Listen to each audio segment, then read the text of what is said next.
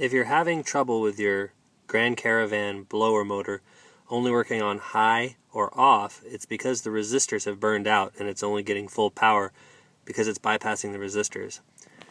Now, to replace this part, you'll need to get a replacement blower motor resistor. I found this one on eBay for about $23, and I'm going to replace it in my Caravan.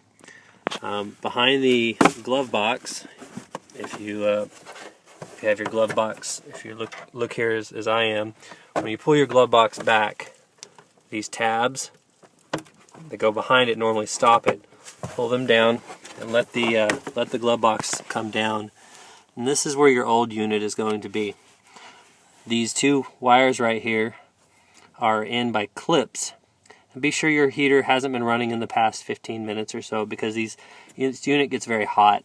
On the bottom tab, you'll need to push up, or on the left harness, you'll need to push up on the tab and pull. This tab locks it into place, so you have to be sure to push on it and pull the unit out. This one's a little trickier. I've already kind of prepared it by pulling it out somewhat. So in this one, you'll have to use a screwdriver like a flathead. There's a gap, a small hole on the side where you push, and when you push, the unit will be able to pull out. And if you look here, this will help you understand it. It's got a small tab. This is out of focus. It's got a small tab right there that locks it into that unit. That locks it into the blower motor assembly. Sorry for all the movement here. I'm kind of bent over and trying to film this and do stuff at the same time. So the next step will be to take these two screws out.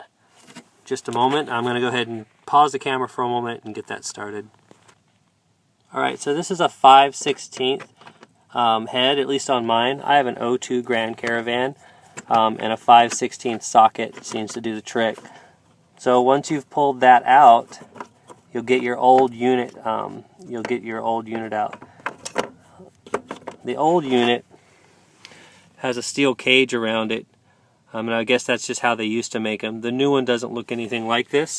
The new one actually looks very different, but apparently it does the same function. So we'll put this one back in the way we pulled the other one out, which is the large harness to the left and the small harness to the right. Putting it back in, securing it with the screws, plugging in the wiring harness. So I'll go ahead and do that now. Okay, so once you've got it secured back in place, you can see I've got the bolts back in. You're going to have to put these harnesses back in and make sure they clip in place. You have to push kind of hard, at least I did on this one, until you hear a good click. Give it a tug, make sure it's all the way in there. A fair amount of current goes through these, so you want to make sure they don't pop out for any reason. And the same thing with this one. Push until it clicks in, give it a good tug, and you should be ready to test your unit. Alright, so I've turned the ignition on and I have the heater turned off. So we're going to power it up. And it sounds like we're getting a low setting, which is good because I didn't have low before. And increasing. Wow, alright, well awesome. Sounds like it's working. So for $25 we can repair the heater on the Dodge Caravan, and it was pretty simple.